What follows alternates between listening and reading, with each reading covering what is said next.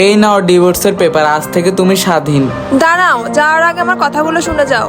আর কি শোনার বাকি আছে? আমি তোমাকে কতটা ভালোবাসতাম আর তুমি আমাকে চিট করলে। হ্যাঁ করেছি আমি তোমার সঙ্গে শোনো, আমাদের মেয়েদের না ছেলে খোঁজার প্রয়োজন হয় না, ছেলেরা নিজেরাই আমাদেরকে খুঁজে নেয়। তোমাদের কাছে যদি 2টা অপরচুনিটি থাকে না, আমাদের মেয়েদের কাছে 200টা অপরচুনিটি থাকে। এই অপরচুনিটি কতদিন থাকবে জানো? যতদিন এই তোমার শরীর থাকবে। যেদিন শেষ হয়ে যাবে তুমি দেখো, একদিন তুমি বুঝতে পারবে যে তোমার ডিসিশনটা কত ভুল ছিল। এবার তুমি বাঁচো নিজের মতো করে। এই শোনো, আমার জন্য 1 কাপ কফি করে নিয়ে আসো তো। আমার হাতে খুব ব্যথা করছে, তুমি একটু বানিয়ে নাও না। এতক্ষণ ধরে ফোন ঘাটছিলে, তখন হাত ব্যথা হচ্ছিল না? আমি যে কফি আনার কথা বললাম তখনই হাত ব্যথা শুরু হয়ে গেল। তুমি আমার সাথে কিভাবে কথা বলছো? আমি তোমার গার্লফ্রেন্ড হই, কোনো চাকর নই। গার্লফ্রেন্ড? তোমার মতো 100টা মেয়ে আমার পাশে ঘুরে।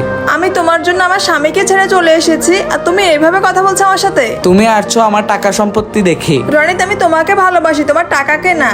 হাত ছাড়ো আমার। তুমি তোমার স্বামীর হতে পারলে না, আমার কি হবে? সামনের মাসে আমার বিয়ে, তুমি তোমার রাস্তা দেখে নাও। এটা আমি কত বড় ভুল করলাম, রাহুলের কথাগুলোই তো আর সত্যি হলো।